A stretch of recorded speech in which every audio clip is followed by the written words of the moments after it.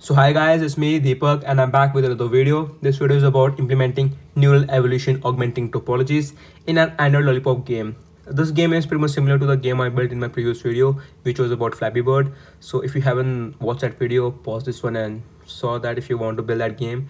Then I mentioned a few things that will be using in this code. So I'm not going to build the game. I'm just going to make the neural network and implementing neat in my previous game. So I just changed the PNG images and that will be in my GitHub link in the description for you to check out and make yourself that model, make some changes in the activation functions, etc. So with that aside, we need few things here, like a neural network, a feed forward neural network. We'll passing genome and a config file. Config file will be having a population, number of population, the gene, the stagnation if I want to kill the best one or the bad ones, different things. Other than that, I'm using tanh function, as you can see. The reason because negative values will give us -1, positive ones will give us a 1 by for different values of x-axis. I will get a same value of y.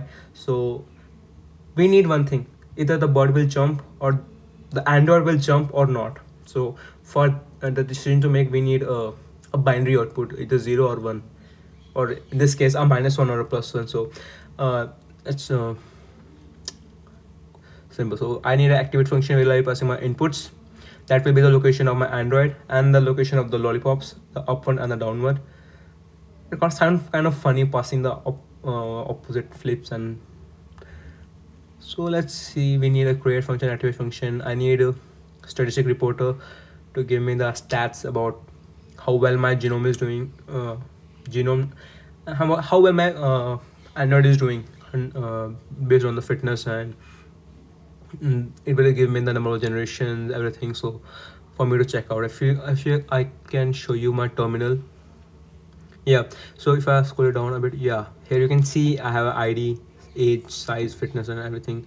So this gives me everything that I need to see here.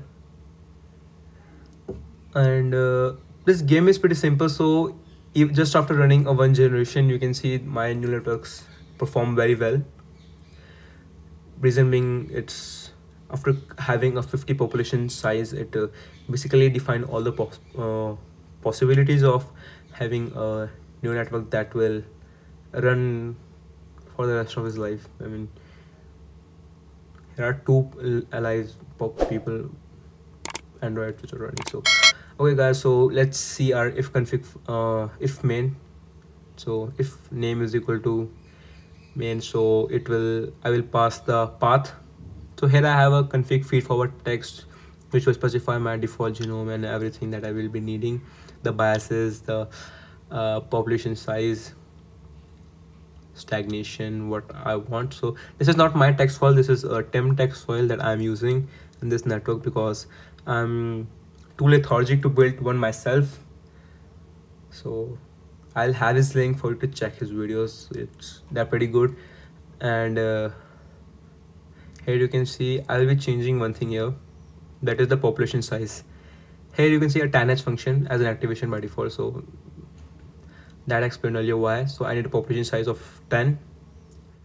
So that's aside, I need to specify the path of this file. So I'll have a local directory os.path.dar name file and run config path. Oh, I missed a line here. That is to have my config path, which is os.path.join. Actually, when I write the code, I have a secondary display that on which I've already written the code, so that I don't make mistakes like these. As you can see, this is a feature clip that I've added here. So we need this path. So now let's build a run function, which is a config file. The argument is a config file. So if I can show you the documentation here.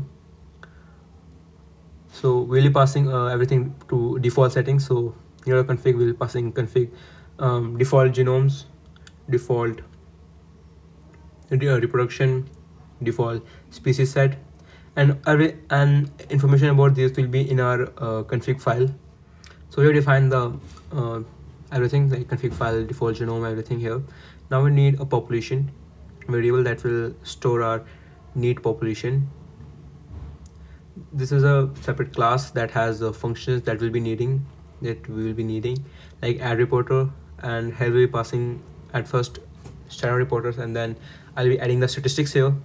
It will be need dot statistic reporter that I showed you earlier. That will be giving me everything like age, ID that I need to see after I have run the code and see how well each generation is doing, fitness and everything else. So I pass the run function here, and what run function will do is it will have a fitness function and the number of generation that I will be needing. So here you can see in the class population, when I call the run function, I have a fitness function here, an argument and a number of generations. So this function automatically calls our fitness function, and it contains the genomes and our config file, and our config, not file is separate thing. So this time it contains our config and our fitness and our list of genomes. So let's create a fitness function. We have genomes and a config file. I will be passing. So what I need this time is a window and a list of networks, list of androids, because there are going to be more than one android. So to keep a track, I need a list of genomes. For every android there will be a gene. It has a network for that, so I have a list of networks. So I'll define fitness when I start a loop. For every genome, I'll be specifying the fitness to be 0, setting the fitness to be 0.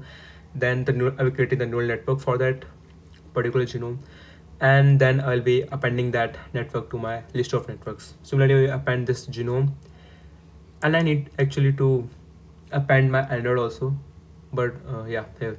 So I need to append this actually calls the android class and creates.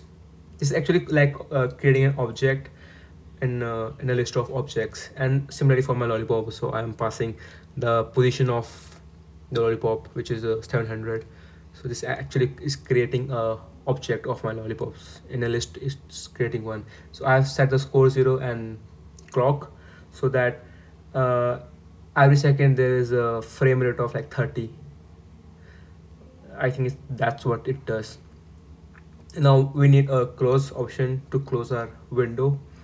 So that's event in pygame.event.get, and if event.type is equal to 0, pygame.quit.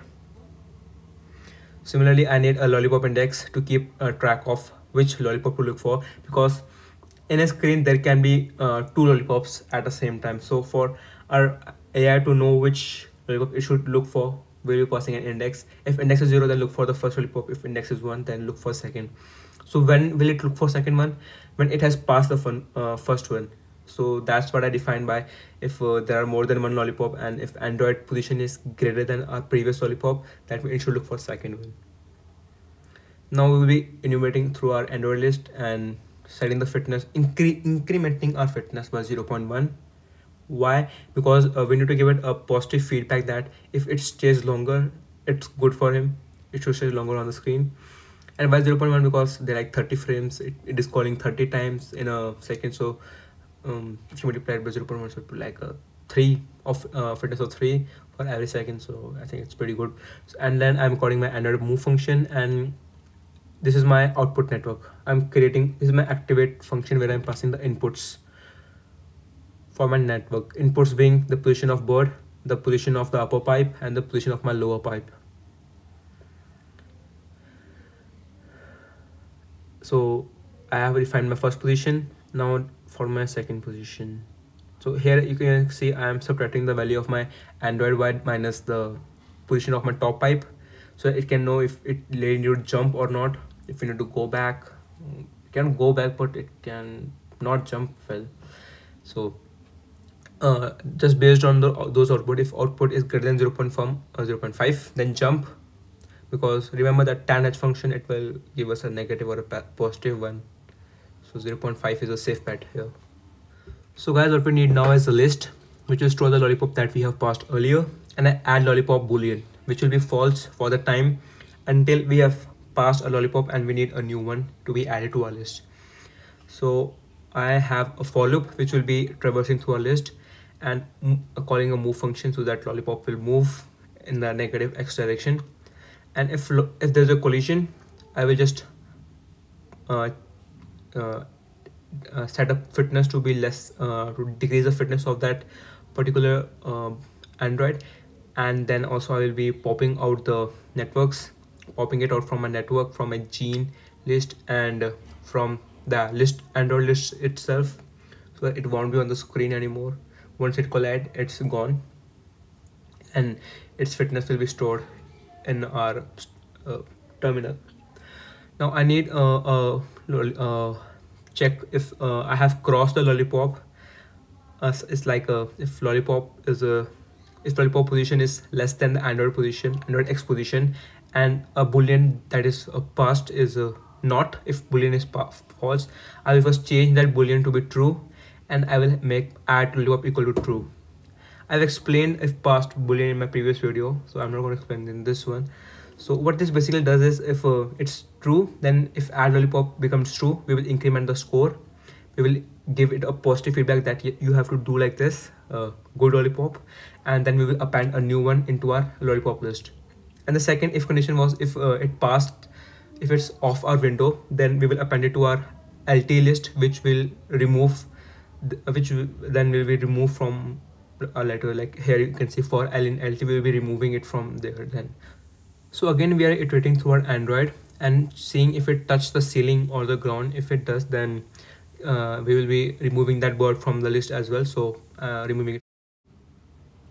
So we'll be checking if it touches the ceiling. That's why I have a condition like if it's on the floor, if its height is basically just less than 10 from our lowest Y position, which is 800, then, or if it's negative 50, then okay, you have crossed the line. Now you will be removed, and we will be giving up negative feedback there also. So I think we haven't given the negative feedback here though.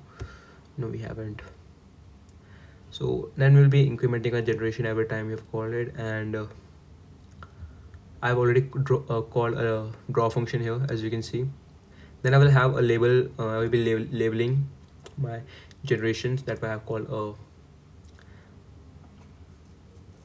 I will be drawing it on my screen. That's why I have this font, which I mentioned in my previous video, live string length. So basically the number of Androids in our list will be the number of Android alive. That's why it's like this, and define the position and putting it and drawing it on window. So okay, so there's some fault here. If Android is should be less than 0, where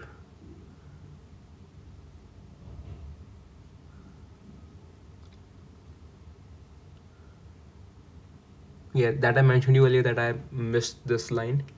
I actually was looking at a second screen for the code, and I somehow missed this, and because this is my third time coding this whole program, so it's basically in the back of my mind, and I don't know why I was looking at a second screen, so I missed it.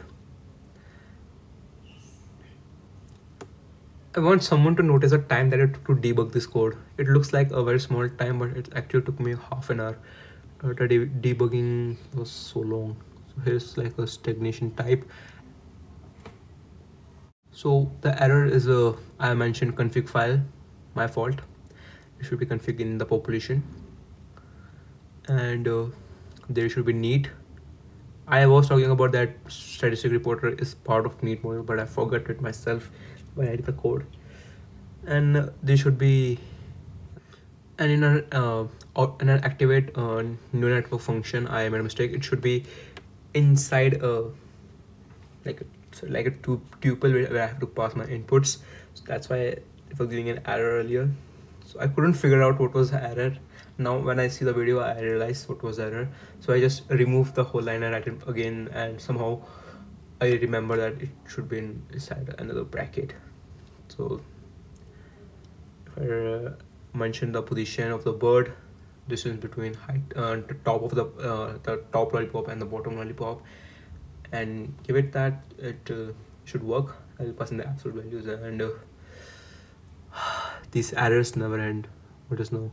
Past is not defined. Oh, it should be, I should name the object also. So lollipop.past, and another What am I doing here? I'm again passing those arguments here. It should be in the function, not the calling method. So, okay, if I run it now, yeah, no, what? Oh, it should be lollipops. So as now it works, as you can see, we are getting generations, everything that we want, and if I change it back to 50 population per inch, you can see that this works well, and it will work. I actually run this code and it worked for like 695 points. Then I closed this because I thought it's never gonna lose. I'm actually working on a second project now. This will be my own, promise. This will be my own. This will be a snake project. And if you're interested, subscribe to the channel, press the bell icon, and stay safe.